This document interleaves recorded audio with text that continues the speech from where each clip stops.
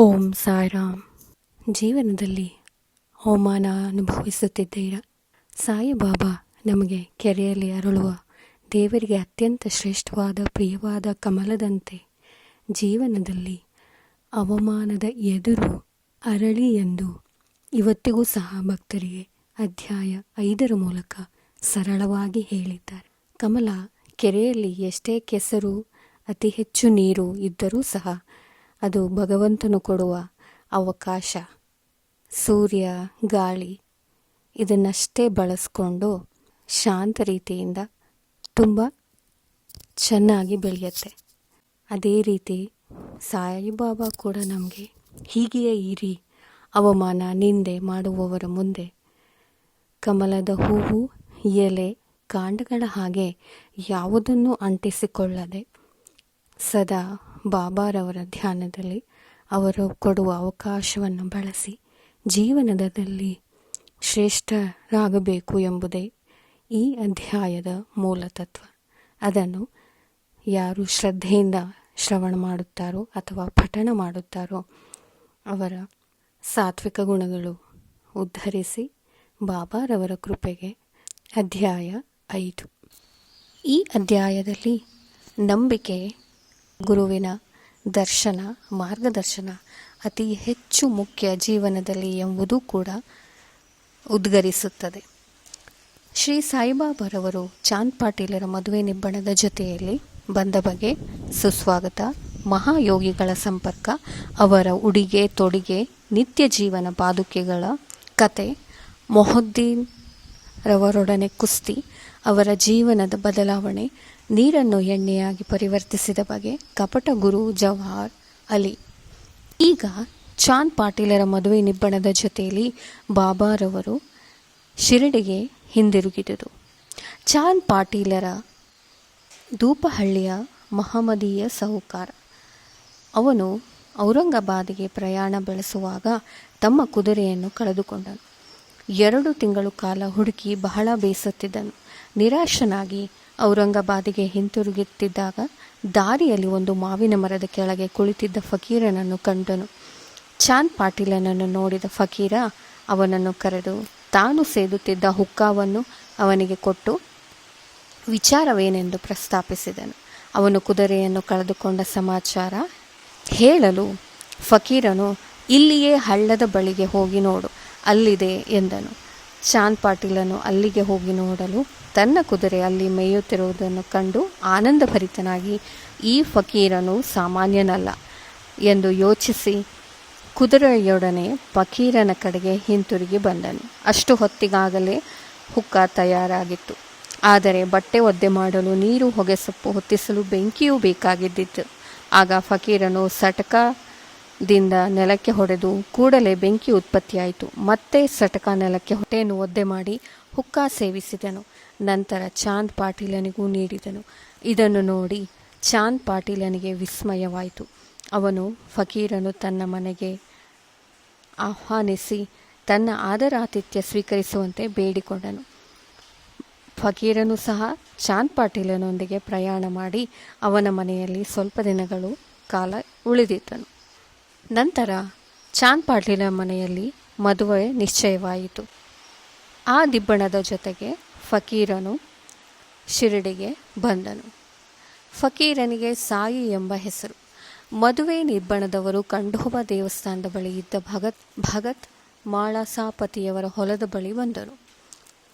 ಗಾಡಿಯಿಂದ ಎಲ್ಲರೂ ಒಬ್ಬೊಬ್ಬರಾಗಿ ಇಳಿಯುತ್ತಿದ್ದರು. ಅಂತೆಯೇ ಫಕೀರನು ಸಹ ಇಳಿದು ಬರುತ್ತಿರುವಾಗ ಮಾಳಸಾಪತಿಯವರು ಈ ಯುವಕನನ್ನು ನೋಡಿ ಯಾ ಸಾಯಿ ಎಂದು ಸುಸ್ವಾಗತ ನೀಡಿದರು. ಅಂದಿನಿಂದ ಎಲ್ಲರೂ ಅವನನ್ನು ಸಾಯಿ ಎಂದು ಕರೆಯಲಾರಂಭಿಸಿದರು. ಈ ಸಾಯಿಯೇ ಶಿರಡಿಯ ಪ್ರಖ್ಯಾತ ಶ್ರೀ ಸಾಯಿಬಾಬಾ. ಇತರ ಸನ್ಯಾಸಿಗಳೊಡನೆ ಸಂಪರ್ಕ.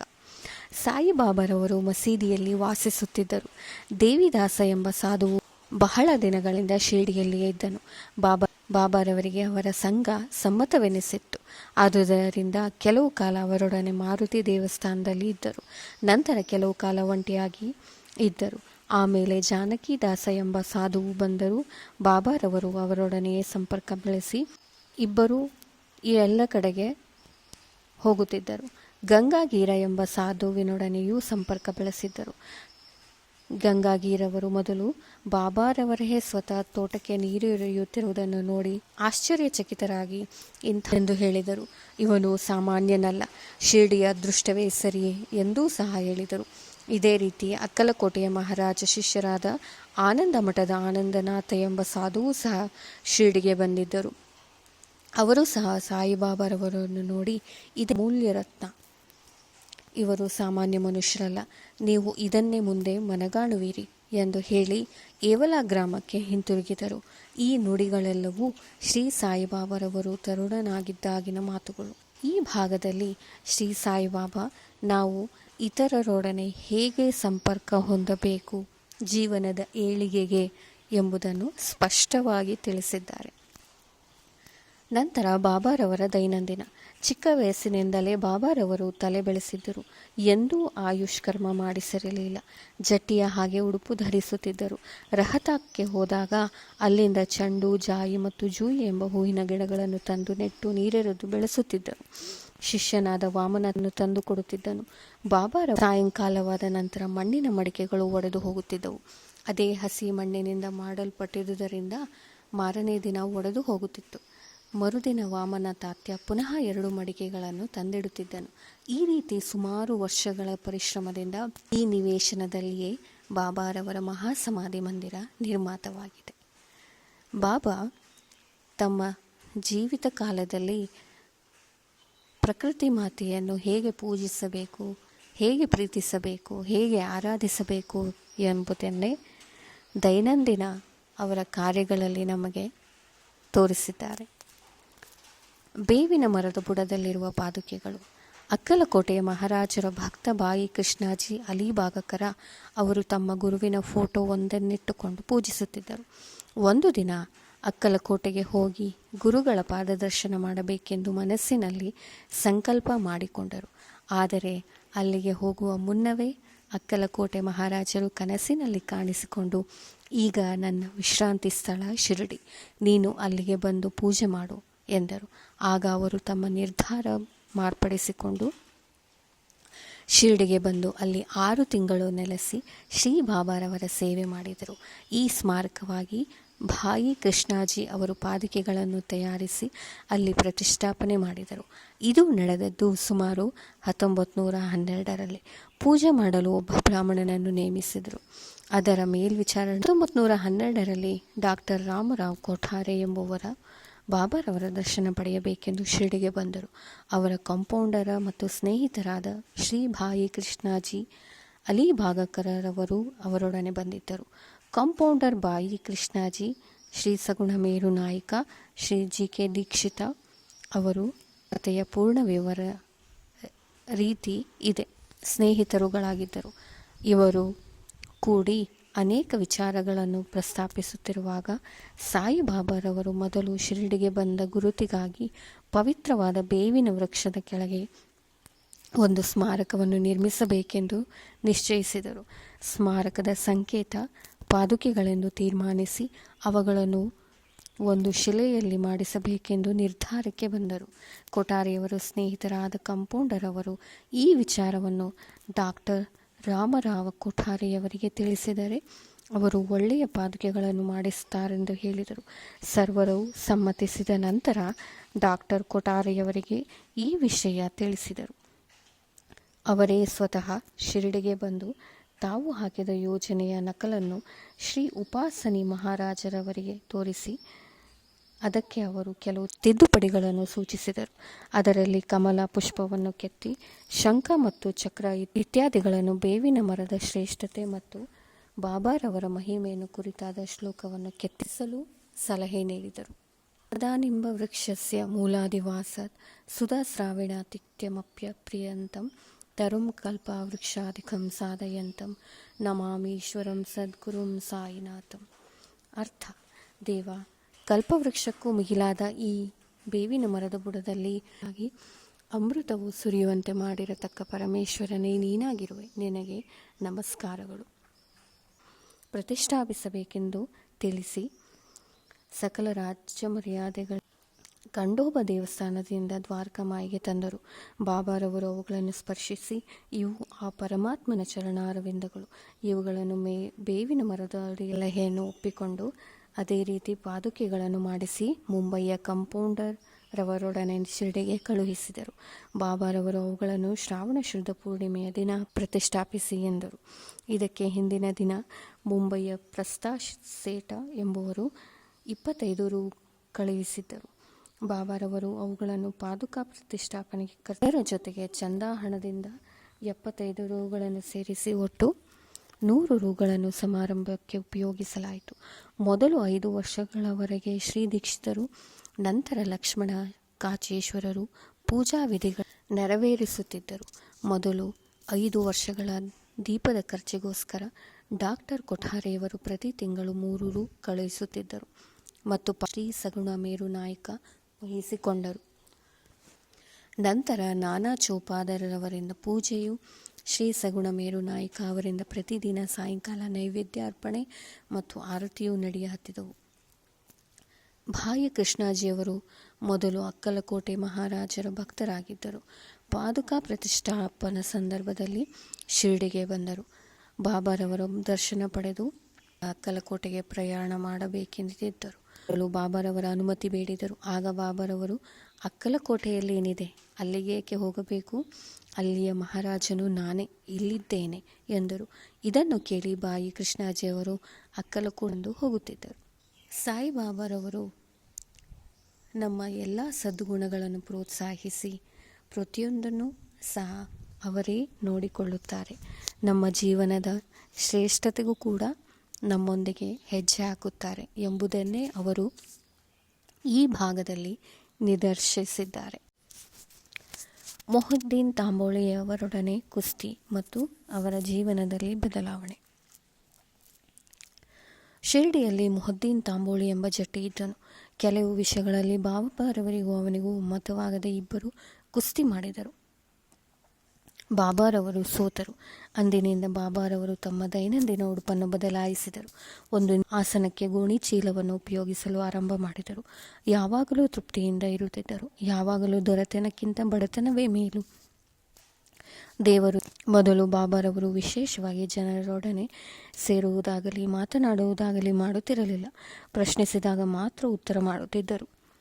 ಬೆಳಗ್ಗೆ ಬೇವಿನ ಮರದ ಹತ್ತಿರವೂ, ಕೆಲವು ಸಾರಿ ಹಳ್ಳಿಯ ಹಳ್ಳದ ಸಮೀಪದಲ್ಲಿದ್ದ ಬಾಬುಲ ಮರದ ನೆರಳಿನಲ್ಲಿಯೂ ಕುಳಿತು ಕಾಲ ಕಳೆಯುತ್ತಿದ್ದರು.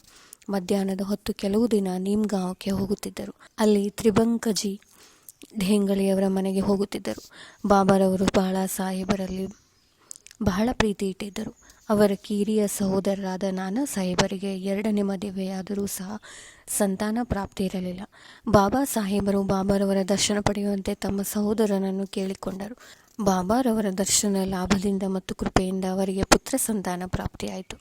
ಅಂದಿನಿಂದ ಬಾಬಾರವರನ್ನು ಕಾಣಲು ಅನೇಕ ಜನರು ಬರಲು ಆರಂಭಿಸಿದರು.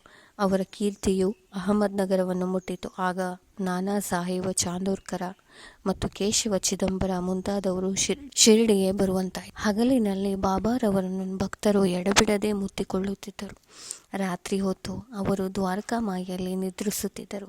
ಬಾಬಾರವರ ಆಗಿನ ಆಸ್ತಿ ಎಂದರೆ ಹುಕ್ಕ, ಸೇದುವ ಚಿಲುಮೆ, ನಿಲುವಂಗಿ, ಒಂದು ತಗಡಿನ ಪಾತ್ರೆ, ಒಂದು ಕೋಲು, ಒಂದು ಬಟ್ಟೆಯನ್ನು ತಲೆಗೆ ಕಟ್ಟಿದ ನಂತರ ಅದರ ಕೊನೆಯನ್ನು ಸುತ್ತಿ ಹಿಂದಿನಿಂದ ಎಡಭಾಗದ ಕಿವಿಯ ಮೇಲೆ ಇಳಿಬಿಡುತ್ತಿದ್ದರು. ಗೋಣಿ ಚೀಲವೇ ಅವರ ಆಸನವಾಗಿದ್ದಿತು. ಚಳಿಯಾದಾಗ ಮಾತ್ರ ದಕ್ಷಿಣದ ಕಡೆಗೆ ಮುಖ ಮಾಡಿ ಧುನಿಯ ಮುಂದೆ ಕುಳಿತುಕೊಳ್ಳುತ್ತಿದ್ದರು. ಆ ಧುನಿಯಲ್ಲಿ ತಮ್ಮ ಅಹಂಕಾರ, ಮೋಹ ಮುಂತಾದವುಗಳನ್ನು ಕಾಣಿಕೆಯಾಗಿ ಅರ್ಪಿಸುತ್ತಿದ್ದರು. ಕಾಲಿಗೆ ಪಾದರಕ್ಷೆಗಳನ್ನು ಉಪಯೋಗಿಸುತ್ತಿರಲಿಲ್ಲ. ಅವರಿದ್ದ ಮಸೀದಿ ದ್ವಾರಕಾಮಾಯಿಯಾಗಿ 1912ರಲ್ಲಿ ಪರಿವರ್ತನೆ ಹೊಂದಿತು. ಇವತ್ತಿಗೂ ಸಹ ಸಾಯಿಬಾಬಾ ಭಕ್ತರನ್ನು ಎಡೆಬಿಡದೆ ಕಾಯುತ್ತಿದ್ದಾರೆ. ನೀರನ್ನು ಎಣ್ಣೆಯಾಗಿ ಪರಿವರ್ತಿಸು. ಸಾಯಿಬಾಬಾರವರಿಗೆ ದೀಪಗಳೆಂದರೆ ಬಹಳ ಪ್ರೀತಿ. ಆದುದರಿಂದ ಅವರು ಪ್ರತಿ ಅಂಗಡಿಯ ಬಾಗಿಲಿಗೂ ಹೋಗಿ ಎಣ್ಣೆಯನ್ನು ಭಿಕ್ಷೆ ಬೇಡಿ ತಂದು ದ್ವಾರಕಾಮಾಯಿ ಮತ್ತು ದೇವಸ್ಥಾನದಲ್ಲಿ ದೀಪವನ್ನು ಹಚ್ಚಿ ರಾತ್ರಿಯಲ್ಲಿ ಉರಿಸುತ್ತಿದ್ದರು. ಈ ರೀತಿ ಕೆಲವು ಕಾಲ ನಡೆಯಿತು. ಒಂದು ದಿನ ಅಂಗಡಿಯವರೆಲ್ಲರೂ ಸೇರಿಕೊಂಡು ಬಾಬಾರವರಿಗೆ ಎಣ್ಣೆ ಕೊಡಬಾರದೆಂದು ತೀರ್ಮಾನಿಸಿ ಅವರು ಬಂದಾಗ ಯಾರೂ ಎಣ್ಣೆಯನ್ನು ಕೊಡಲೇ ಇಲ್ಲ. ಬಾಬಾರವರು ಬರಿಗೈಯಲ್ಲಿ ಹಿಂದಿರುಗಿದರು. ಯಾವ ಅವಮಾನವೂ ಇಲ್ಲದೆ ಬರೀ ಬತ್ತಿಯನ್ನೇ ಪಣತಿಯಲ್ಲಿ ಇಟ್ಟು ತಗಡಿನ ಪಾತ್ರೆಯಲ್ಲಿದ್ದ ಎಣ್ಣೆಗೆ ನೀರು ಬೆರೆಸಿ ಅದನ್ನು ಕುಡಿದರು. ನಂತರ ನೀರನ್ನು ಎಲ್ಲ ಪಣತಿಗಳಲ್ಲಿ ಹಾಕಿಬಿಟ್ಟು ದೀಪಗಳನ್ನು ಹಚ್ಚಿದರು. ರಾತ್ರಿಯೆಲ್ಲ ಪಣತಿಗಳು ಪ್ರಕಾಶಮಾನವಾಗಿ ಉರಿಯತೊಡಗಿದವು. ಇದನ್ನು ನೋಡಿದ ವರ್ತಕರು ಬಾಬಾರವರಲ್ಲಿಗೆ ಬಂದು ಕ್ಷಮೆ ಬೇಡಿದರು. ಬಾಬಾರವರು ಅವರನ್ನು ಕ್ಷಮಿಸಿ ಇನ್ನು ಮುಂದೆ ಸತ್ಯತನದಿಂದ ನಡೆಯಿರಿ ಎಂದು ಉಪದೇಶ ಮಾಡಿ ಕಳುಹಿಸಿದರು. ನಮಗೂ ಸಹ ಉಪದೇಶಿಸಿದ್ದಾರೆ. ಅವಮಾನ ನಿಂದೆಗೆ ಎಂದೂ ಕಿವಿ ಬಾಬಾರವರನ್ನು ಧ್ಯಾನಿಸಿ ಅವರ ಕೃಪೆಗೆ ಪಾತ್ರರಾಗ. ಕಪಟ ಗುರು ಜವಾರ್ ಅಲಿ. ಕುಸ್ತಿ ಘಟನೆ ಜರುಗಿದ 5 ವರ್ಷಗಳ ನಂತರ ಅಹಮದ್ನಗರದಿಂದ ಜವಾರ್ ಅಲಿ ಎಂಬ ಫಕೀರ ತನ್ನ ಶಿಷ್ಯ ವೃಂದಗಳೊಡನೆ ಶಿರ್ಡಿಗೆ ಬಂದು ಅಲ್ಲಿಯ ವೀರಭದ್ರಸ್ವಾಮಿ ದೇವಸ್ಥಾನದ ಹತ್ತಿರ ದೊಡ್ಡ ಕೊಠಡಿಯೊಂದರಲ್ಲಿ ಬೀಡಾರ ಮಾಡಿದನು. ಅವನು ಒಳ್ಳೆಯ ವಿದ್ವಾಂಸನಾಗಿದ್ದನು. ತನ್ನ ಮಧುರವಾದ ಕಂಠದಿಂದ ಕುರಾಣ ಎಲ್ಲವನ್ನು ಕಂಠಪಾಠ ಮಾಡಿ ಹಾಗೇ ಹೇಳುತ್ತಿದ್ದನು. ಹಳ್ಳಿಯ ಜನರೆಲ್ಲರೂ ಅವನನ್ನು ಗೌರವಿಸತೊಡಗಿದರು. ಜನರ ಸಹಾಯದಿಂದ ವೀರಭದ್ರ ಸ್ವಾಮಿ ದೇವಸ್ಥಾನದ ಎದುರಿನಲ್ಲಿ ಈದ್ಗಾ ಮಸೀದಿಯನ್ನು ಕಟ್ಟಲು ಪ್ರಯತ್ನಪಟ್ಟನು. ಅವನು ಶಿರಡಿಯನ್ನು ಬಿಟ್ಟು ರಹತಕ್ಕೆ ಹೋಗಿ ನೆಲೆಸಬೇಕಾಯಿತು. ಆಗಾಗ್ಗೆ ಅವನು ಶಿರಡಿಗೆ ಬಂದು ಬಾಬಾರವರೊಡನೆ ಮಸೀದಿಯಲ್ಲಿ ತಂಗುತ್ತಿದ್ದನು. ಜನರು ಇದನ್ನು ನೋಡಿ ಬಾಬಾ ಅವನ ಶಿಷ್ಯನೆಂದು ಭಾವಿಸಿದರು. ಆದರೆ ಅವರಿಗದು ಆಕ್ಷೇಪಣೀಯವಾಗಿ ಕಂಡುಬರಲೇ ಇಲ್ಲ. ನಂತರ ಗುರು ಮತ್ತು ಶಿಷ್ಯರಿಬ್ಬರು ರಹತಕ್ಕೆ ಹೋಗಿ ನೆಲೆಸಬೇಕೆಂದು ತೀರ್ಮಾನಿಸಿದರು. ಗುರುವಿಗೆ ಶಿಷ್ಯನ ಯೋಗ್ಯತೆ ತಿಳಿದಿರಲಿಲ್ಲ, ಆದರೆ ಶಿಷ್ಯನಿಗೆ ಮಾತ್ರ ಗುರುವಿನ ಯೋಗ್ಯತೆ ತಿಳಿದಿತ್ತು. ಆದರೂ ಶಿಷ್ಯನು ಅವರನ್ನು ಕೀಳಾಗಿ ನೋಡುತ್ತಿರಲಿಲ್ಲ. ಶಿಷ್ಯನು ಗುರುವಿನ ಕೆಲಸಗಳನ್ನು ಅತೀ ಜಾಗರೂಕತೆಯಿಂದ ವೀಕ್ಷಿಸುತ್ತಿದ್ದನು. ಸ್ಥಾನ ರಹತ ಆಗಿತ್ತು. ಶಿರಡಿಯ ಬಾಬಾ ಭಕ್ತರಿಗೆ ಇದು ಸಮ್ಮತವಾಗಿರಲಿಲ್ಲ. ಆದ್ದರಿಂದ ಅವರೆಲ್ಲರೂ ಬಾಬಾರವರಲ್ಲಿಗೆ ಗುಂಪು ಕಟ್ಟಿಕೊಂಡು ಹೊರಟು ಬಾಬಾರವರೊಂದಿಗೆ ಸಂದರ್ಶಿಸಿದಾಗ ಬಾಬಾ ಹೇಳಿದರು, ನನ್ನ ಫಕೀರನು ಬಹಳ ಕೋಪಿಷ್ಟ. ಅವನು ಬರುವುದರೊಳಗಾಗಿ ಹಿಂತಿರುಗಿ. ಅಷ್ಟು ಹೊತ್ತಿಗೆ ಫಕೀರನು ಬಂದನು. ಮಾತುಕತೆಗಳಾದವು. ಆಗ ಗುರು ಮತ್ತು ಚೇಲ ಇಬ್ಬರು ಶಿರಡಿಗೆ ಹಿಂತಿರುಗಬೇಕೆಂದು ತೀರ್ಮಾನವಾಯಿತು. ಆದ್ದರಿಂದ ಈ ನಂತರ ಶಿರಡಿಯ ದೇವಿದಾಸ ಎಂಬುವನಿಂದ ಫಕೀರನು ಸೋಲಿಸಲ್ಪಟ್ಟು ಶಿರಡಿಯನ್ನು ಬಿಟ್ಟು ಓಡಿದನು. ಬಿಜಾಪುರಕ್ಕೆ ಹೋಗಿ ಕೆಲವು ಕಾಲದ ನಂತರ ಶಿರಡಿಗೆ ಬಂದು ಬಾಬಾರವರ ಮುಂದೆ ಧ್ಯಾನ ಮಾಡತೊಡಗಿದನು. ನಾನು ಗುರು, ಬಾಬಾರವರು ನನ್ನ ಶಿಷ್ಯ ಎಂಬ ದುರಭಿಮಾನ ಫಕೀರನನ್ನು ಬಿಟ್ಟು ಓಡಿತು. ತನ್ನ ಕೃತ್ಯಕ್ಕೆ ಪಶ್ಚಾತ್ತಾಪ ಪಟ್ಟುಕೊಂಡು ಬಾಬಾರವರನ್ನು ಪ್ರೀತಿ, ವಿಶ್ವಾಸ ಮತ್ತು ಗೌರವಗಳಿಂದ ಸತ್ಕರಿಸಿದನು. ಈ ಕಥೆಯಲ್ಲಿ ಬಾಬಾರವರು ಮನುಷ್ಯ ತನ್ನ ಅಹಂಕಾರವನ್ನು ಹೇಗೆ ತೊರೆಯಬಹುದೆಂಬುದನ್ನು ನಿದರ್ಶಿಸಿದ್ದಾರೆ. ಮುಂದಿನ ಅಧ್ಯಾಯದಲ್ಲಿ ಶ್ರೀರಾಮನವಮಿ ಸಮಾರಂಭ, ದ್ವಾರಕಾಮಾಯಿ ರೀತಿ ಅದರ ಪುನರುದ್ಧಾರ ಅಧ್ಯಾಯ 5 ಮುಕ್ತಾಯವಾಯಿತು. ಶ್ರೀ ಸಾಯಿ ಪ್ರಣಾಮ್.